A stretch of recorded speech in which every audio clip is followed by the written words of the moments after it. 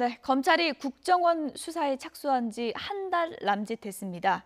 연예인 블랙리스트에 이어서 군 사이버 사령부가 여론 조작에 가담했다는 의혹까지 나오면서 검찰 수사가 이제는 이명박 정부 윗선으로 향하고 있습니다. 취재기자 연결해서 내용 짚어보도록 하겠습니다.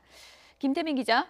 네, 서울중앙지검입니다. 네, 한 달간의 숨가쁜 수사 일정이었는데요. 그동안의 경과부터 좀 정리해 볼까요? 네, 검찰의 수사가 본격적으로 시작된 건 지난달 21일부터입니다. 국정원 개혁위원회가 내부 조사를 거쳐 사건을 검찰에 수사 의뢰한 건데요. 이명박 정부 당시 국정원이 민간인 댓글팀 수십 개를 동원해 인터넷에서 광범위한 여론 조작을 벌였고 여기에 국정원 예산 수십억 원이 투입됐다는 내용이었습니다. 검찰은 즉각 전담 수사팀을 꾸렸는데 지난 2013년 당시 윤석열 검사가 이끌던 국정원 댓글 수사팀의 소속 검사들이 또 한 번 투입됐습니다.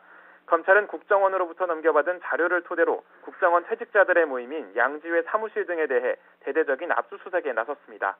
이렇게 수사가 진행되는 중간에는 법원의 판결도 나왔는데요. 지난 2013년 국정원 댓글 사건으로 재판에 넘겨진 원세훈 전 국정원장이 파기환송심에서 징역 4년을 선고받고 법정에서 구속됐습니다. 이날 함께 유죄를 선고받고 집행유예로 풀려난 민병주 전 국정원 심리전단장은 이번 민간인 댓글 부대 사건에도 연루돼 피의자 신분으로 조사를 받고 끝내 구속영장이 청구됐습니다. 또 지난주에는 국정원 개혁위에서 새로운 의혹들을 수사 의뢰했죠? 네, 그렇습니다. 국정원의 비위 의혹은 여기서 끝이 아니었는데요. 지난 2009년 이명박 정부 출범 직후 이른바 좌파 연예인 대응 TF를 만들고 정부 비판 성향 연예인들의 방송 출연을 막았다는 겁니다. 여기에는 배우 문성근 씨를 비롯해 방송인 김재동 씨 등 유명인 82명이 포함됐습니다. 박근혜 정부 시절 일어난 이른바 문학의 블랙리스트 이전에도 비슷한 일이 일어났던 건데요. 명단에 포함된 연예인들에게는 방송 출연 제재와 소속사 세무조사, 비판 여론 조성 등 전방위적 압박이 가해졌습니다. 이뿐 아니라 지난 2011년 박원순 서울시장을 종북인물로 규정하고 비방 활동을 전개한 사실에 대해서도 수사가 의뢰됐습니다. 여기에는 박 시장 개인뿐 아니라 반값 등록금 등 당시 야권의 정책에 대한 비판 활동까지 포함된 것으로 알려졌습니다. 추가로 검찰은 군 사이버 사령부가 벌인 여론 조작에 국정원이 가담한 의혹도 함께 들여다보고 있습니다. 지난주 금요일 전직 군 사이버 사령부 소속 이모 심리전단장이 소환 조사를 받았는데요. 당시 군 사이버 사령부에서 이뤄진 여론 조작에 국정원 예산 일부가 지원됐고 그 활동 결과 또한 매일 김관진 전 국방부 장관을 비롯해 청와대 등 윗선으로 보고됐다는 주장이 나왔기 때문입니다. 검찰은 특히 윗선으로 보고가 이루어졌다는 점에 주목해 그 실체를 파악하는 데 주력할 전망입니다. 네, 풀어야 할 의혹이 상당히 이제 많아 보이는데요. 당장 내일부터는 어떤 수사들이 예정돼 있습니까? 네, 우선 당장 내일부터는 연예인 블랙리스트에 대한 수사가 본격 시작됩니다. 네, 내일 오전 배우 문성근 씨가 검찰청사에 출석해 피해자 신분으로 조사를 받게 됩니다. 문 씨는 이미 검찰 수사 이외에도 별도의 형사 및 민사 소송을 검토 중이라고 밝힌 상황인데요. 검찰은 문 씨를 상대로 출연 제재가 이뤄졌을 당시의 종합적인 상황 등을 확인할 방침입니다. 문 씨 이외에도 명단에 올라 피해를 입은 유명인들이 80명이 넘는 만큼 당분간 계속 추가 피해 조사가 이뤄질 것으로 보입니다. 또 앞서 진행되고 있던 민간인 댓글 부대 수사도 점차 윗선으로 그 대상이 확대되는 상황입니다. 내일 오전에는 민병주 전 국정원 심리전단장을 비롯해 전직 국정원 직원 등 3명에 대한 구속영장 심사가 열립니다. 민 전 단장에게는 원세훈 전 원장과 함께 민간인 댓글팀의 불법 정치 관여와 선거운동을 지시하고 수십억 원의 국정원 예산을 횡령한 혐의가 적용됐습니다. 이에 따라 앞으로 남은 수사는 원세훈 전 원장으로도 이어질 예정인 가운데 이번 민간인 댓글 부대 수사와 관련해 윗선으로 꼽힌 인물에 대한 영장 청구는 민 전 단장이 처음인 만큼 그 결과가 더욱 주목되고 있습니다.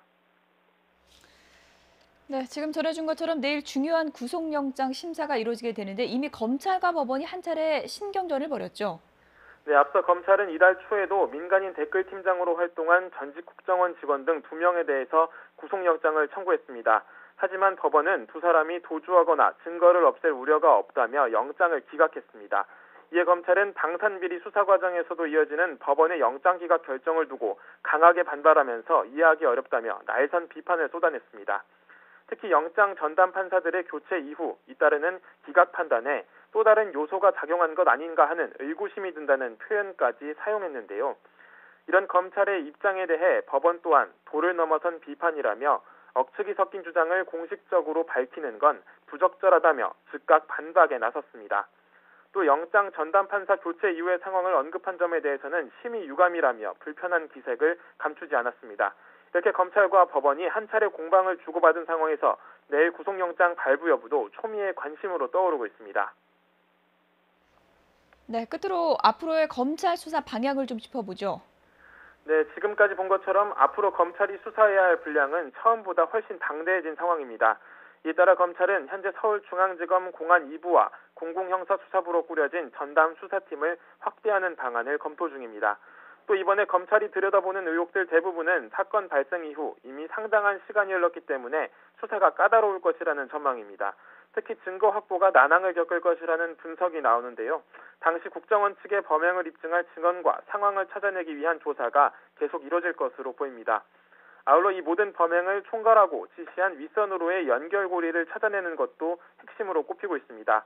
현재까지 그 최종 윗선은 원세훈 전 국정원장으로 꼽히고 있지만 새로운 의혹들이 이어지면서 여기에 연루된 인물들이 추가로 드러날 가능성도 배제할 수 없습니다. 특히 군에서 이뤄진 여론조작 활동의 경우 국방부와 청와대로 매일 보고가 이뤄졌다는 주장까지 나온 상황인데요. 김관진 전 국방부 장관 등 이명박 정부 고위층으로 수사가 뻗어나갈지가 관심입니다. 지금까지 서울중앙지검에서 YTN 김태민입니다.